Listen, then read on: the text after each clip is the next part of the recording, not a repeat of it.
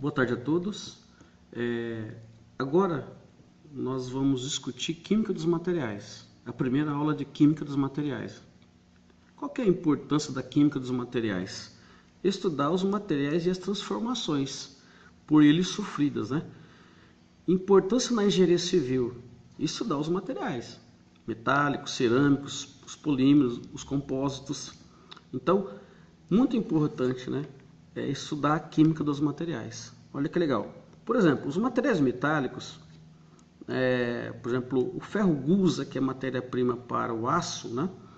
É obtido na siderurgia a partir do minério de ferro. Então, hematita mais calcário é adicionado no alto forno, por cima, né? Dentro do alto forno, esse alto forno, ele é um forno alto, cerca de 40 metros de altura, e dentro do mesmo queima-se carvão vegetal. O carvão vegetal em combustão incompleta vai gerar monóxido de carbono, que é um gás. E além disso vai gerar uma temperatura alta, 1560 cerca, né? Então, o minério de ferro, o F2O3, vai se fundir, ele entra sólido, ele vai se fundir, vai passar para o estado líquido, estado pastoso, né? E o minério de ferro, no estado líquido, em contato com o monóxido de carbono, vai ter a redução formando ferro gusa. Então, o minério de ferro vai reagir com monóxido de carbono. O monóxido de carbono é o gás redutor, que é formado da combustão incompleta do carvão vegetal, né? E a formação da liga ferro-carbono, que é o famoso ferro gusa. Material muito duro, difícil de laminação e difícil de extrusão, né? O ferro gusa é enviado para a aciaria, nos fornos elétricos, com injeção de gás oxigênio. Então, o ferro gusa, em presença de gás oxigênio nos fornos elétricos, ele, de uma certa maneira, o ferro gusa vai perder uma percentagem de carbono.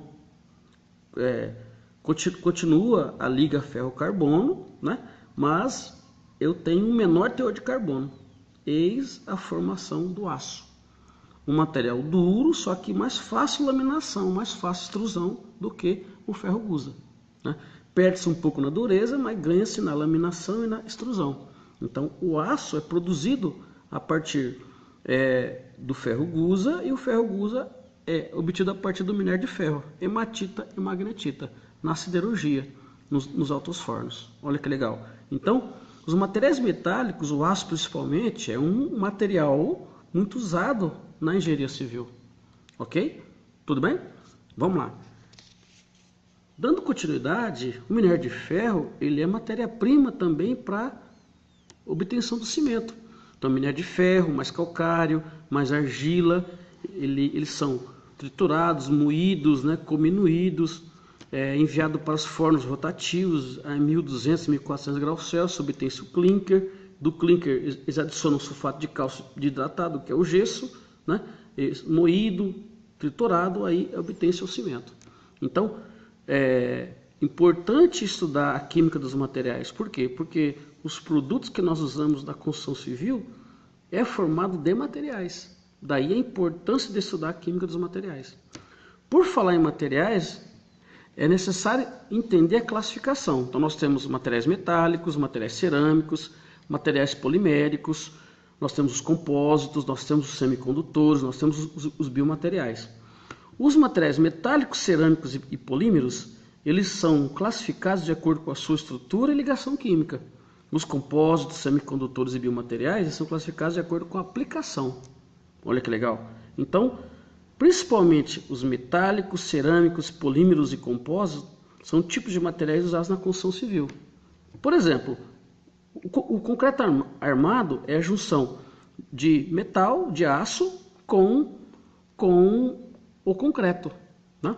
Então eu tenho um compósito, olha que legal. Então, muito usado na construção civil. Importante saber as características dos compostos metálicos, que talvez é grande classe, né, dos materiais, serve como base para os demais. Vamos lá. Os materiais metálicos, eles apresentam algumas características importantes. São dúcteis, a maioria, resistência mecânica elevada, condutor elétrico e térmico, dureza elevada. O exemplo é o aço inox, ferro, níquel e crômio, né? E são formados por metais e alguns ametais, principalmente metal com metal. Ou seja, nós temos uma ligação metálica nos compostos metálicos. Então é importante saber essas classificações. Os compostos cerâmicos, né, por exemplo, blocos obtidos de argila, são materiais frágeis, de baixa resiliência, absorve muito pouco choque, né? Isolante térmico e elétrico, alta estabilidade térmica e dureza elevada após aquecimento, né? Então, são os compostos minerais, formados por óxidos, silicatos, nitretos, aluminatos e apresentam, em geral, ligação iônica predominante, ok? Os polímeros, os plásticos, é um outro tipo de material usado na construção civil, né? Por exemplo, aqui eu tenho uma ramificação enorme de celulose, então, de celulose, na verdade, né? Eles apresentam algumas características, são dúcteis, né? Baixa resistência mecânica, baixa dureza, flexível, baixa estabilidade térmica e formada por enormes cadeias de compostos orgânicos, né? Ok? E em geral apresentam ligação covalente ou molecular como predominante, tá? E os compósitos, muito usado na construção civil. Então, os compósitos é a junção de outras classes de materiais. Por exemplo, metal com cerâmica eu tenho um compósito. Se eu imaginar as barras de aço e um concreto, imagino que concreto é um material mineral ou inorgânico, né, formado por vários tipos de compostos. Eu tenho aqui o concreto armado, um compósito. Por exemplo, se eu juntar metal com polímero, metal com plástico, eu tenho um compósito, né? Polímero com materiais naturais, eu tenho compósito, né? Materiais cerâmicos com espuma, eu tenho compósito. Então, os compostos, na verdade, são blends, né, de alguns tipos de materiais importantes para a construção civil. Vamos lá. Com relação aos compósitos materiais, nós temos alguns compostos naturais presentes na natureza que as pessoas que estudam, né, que trabalham com construção civil, utilizam, né? Então, por exemplo, a madeira é um compósito, é formado por fibra de celulose, são flexíveis e mole, e por lignina, resina mais rígida que mantém as fibras unidas. É um exemplo natural de compósito. Os ossos é um outro exemplo natural de compósito, né? É formado por fibra de colágeno e pelo mineral apatita, fosfato de cálcio. Olha que legal! Então, muito importante, é um outro compósito que tem uma importância enorme e encontrado na natureza. Por exemplo, utilizamos produtos, né, na construção civil do tipo concreto armado, que são compósitos, né, polímero com fibra de vidro, pneus, nesse caso pneus é mais para indústria automotiva, né? E, por exemplo, explicando os materiais cerâmicos, né? Os materiais cerâmicos, por exemplo, os blocos estruturais, o tijolo 8 furo, por exemplo, ele é obtido da argila processada. Então, a argila é processada, né?